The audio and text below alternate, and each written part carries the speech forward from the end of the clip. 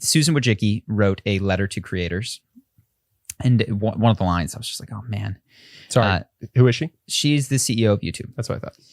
In October, we expanded our COVID-19 this is a quote, medical misinformation policy on YouTube to remove content about vaccines that contradicts consensus from health authorities, such as the Centers for Disease Control or the WHO. And I was, I guess, blown away by not blown away. That's insane. The idea that if the WHO says something and there's a consensus in the WHO, which, by the way, for political reasons, will not allow Taiwan to participate. And Taiwan, allegedly, they say, was one of the first people to try to notify the WHO of the seriousness of the coronavirus that they overlooked and said wasn't a problem in January. I've pulled another quote. It doesn't matter. They go, we have preliminary investigations show this is not being transmitted person to person, which is, of course, not the case. Yeah, there were Chinese doctors. Who said that? Yes. It's like, these are the people that you're not allowed to contradict. Yeah. Why are pretending that these are, I mean, there's two giant holes. One, this is an intensely political body. You know what I mean? Like, these are people that are beholden to political interests. And even if they weren't, this isn't how science works. No, I was just going to say this. So just to be clear, this would mean YouTube shut down Galileo's YouTube channel. Yeah. And Galileo is saying, I think we have a sun-centric solar system. YouTube would go, so take that guy down because he's crazy. Because he's contradicting consensus of what these two... By the way, germ theory was laughed at. Just so that we're all clear. Germ theory itself was mocked as if these little invisible things could possibly be the cause of infection or disease, which means that at some point, you would have removed germ theory from YouTube as well. It's everything. Just the idea, it's so for our protection, of course, that you, and then you think about this, like, wait a second. It's just like the GameStop stock. I believe there's a time, because we've talked about the importance of nuance, and that it's not free speech good, free speech bad. There are occasions, but this to me is not an exploding nuclear weapon in 10 minutes. Like, this is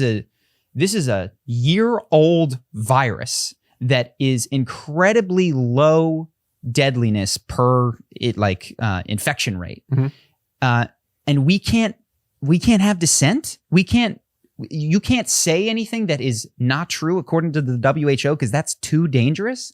That to me is a terrifying misunderstanding of the severity of this and how science works. Right. It's unorthodox, heathen ideas that propel it forward. Oh, dude, quantum physics, I'm sure, was absolutely mocked and ridiculed as an impossibility when it first came out. When there was one guy saying, but the idea that it's too dangerous, that we couldn't possibly have pockets of people who have heard differently than the WHO. I really want to sit down with them and be like, what is going on here? That you think that you cannot broker any dissent because it's your job to keep everyone on the planet absolutely safe according to what the WHO and the CDC say is safe. And where does this end? Like, I'm sure there's a million other, they're doing it with a lot of health things now, which is one of the weird ones, because health is the field that we've talked about is always being revolutionized, and we're always upending what we thought was true 30 to 50 years ago with the food pyramid and what's good to eat and when to exercise and if fasting is good or bad. Imagine if you went on YouTube and you said, hey, I actually think that having a diet mostly made up of bread and cereal is bad for you.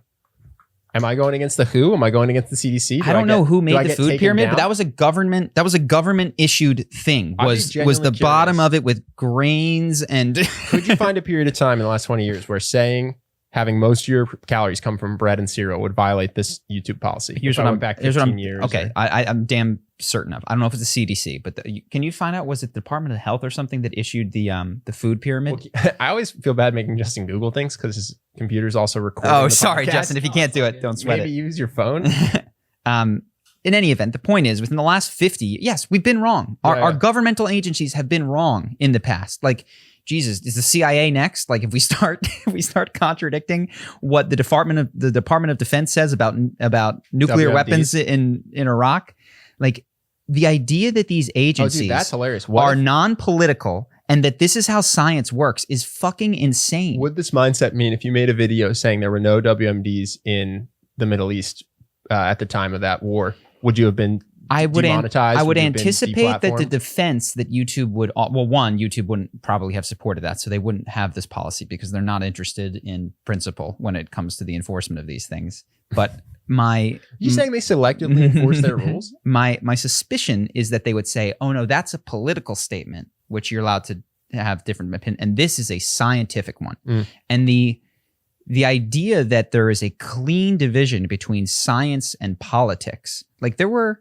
scientific claims about the existence of WMDs. We've had people inspect them. We know that they're there and we can't tell you. And I don't know, just the idea that consensus equals truth, the idea that we need you to protect us. To me, those are the questions, the ideas that need to be reevaluated by YouTube. And I still would leave the door open in occasions where like, of the exploding nuclear bomb where it's like, no, look, control what people can see. But this isn't it. We're so far into this. The idea that you need to really lock down the home stretch is poorly thought out, in my opinion. So I agree. Yeah, I don't know what to say other than we welcome our new tech overlords. And then I was watching clips of Batman, and then Dark Knight came up. And again, with truth, it's like this message is horrible.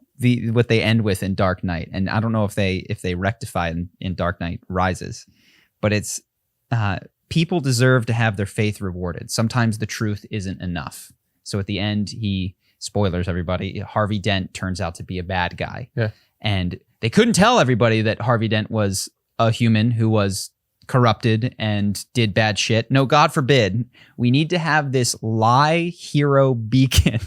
And Batman, who actually has helped you, needs to go away. This idea that people need to be protected from reality because they're too weak and soft. I don't know if that was entirely destroyed or disrupted in Dark Knight Rises, or if it was just left at you're supposed, like when people have trust in things. I was really confused by that ending. Where he's not the hero we need, but he's the one we deserve. He's not nonsense. The one we deserve, but he's the one we need. I love Christopher Nolan, but I've been watching some of his stuff, and I'm like, these are ideas that haven't really been deeply checked out. No, I was just watching that. I was like, oh man, this is fucking awful. like my God, you think the people of Gotham are children that they can't deal, that their district attorney killed some people, like God forbid, and that the entire city will spiral into disrepair if we don't have this shiny beacon, this myth of Harvey Dent. Again, for your protection, you can't have the truth is just this theme that I'm seeing made, two or three people decide that you can't handle the truth for your own benefit, for your own safety. So well, yeah, it's interesting. Bad Batman. Again, in 1984, it's funny because they have this whole authoritarian government, and the person telling the story, massive spoilers here, I guess, gets taken in by the government. He's being tortured. At one point, he gets to the point where they're like, we know when you lie, and when you lie, we will punish you. And I want you to tell me, why do we do all this? Why do we do all this authoritarian stuff? And he goes, I know the answer. I know what he wants to hear. I'll just tell him what he wants to hear. You do it for our own good. You do it to protect us. And they electrocute him. They punish him. He goes, that's stupid. There's no reason that you could possibly believe that. We do it for power. Yeah. We accrue power for power. We don't honestly think that this helps people to keep them like this. And I do often wonder, how often is it something that people think is for your own good? And how often are they know that that's not the case? I think that people are mostly like me and the people around me. And I think I can get insight into Susan Wojcicki by talking to people around me. And what I see is that most people think that they're doing the right thing, but have a very evolved capacity for self-deception. Yeah. Like amazing capacity for it to work out that what the government is going to make you do and what your employees are pressuring to do is also the thing that is the right thing to do and that you want to do. So I was actually thinking about this because I see it everywhere in the world. And it seems that you may, or I may, need to specifically investigate claims that are threatening to your identity and survival in order to counterbalance the natural tendency of your brain to lie to you about those sorts of things. So you have to put special effort into, is my business is my business ethical? Yeah. I wrote down a handful of them. Is my relationship good for me? Is my relationship good for me?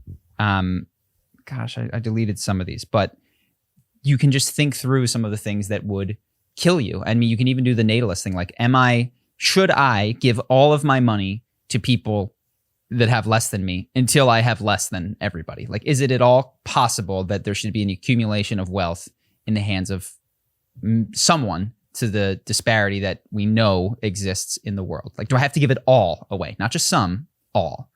Do I need to? I don't even put it past you, dude. I wouldn't be shocked if I just woke up one day and you're like, I gave all my money away. I'm going to have a lot of psychedelics right with after, me. Yeah, exactly. You're going to go Connor Murphy. You'll be like, dude, I did MDMA therapy and I came home and I was still a little high, but I gave every cent that I have. Mm-hmm. Hope that you guys enjoyed that clip. If you want to see more like this and have us do more podcasts, we are 100% funded by our generous patrons. And if you'd like to contribute, there's a link in the description, and we'll have one pop up on the screen right here so that we can do more podcasts where we have fun conversations and hopefully some deep ones like this. Either way, hope that you enjoyed the video, and I will see you in the next one.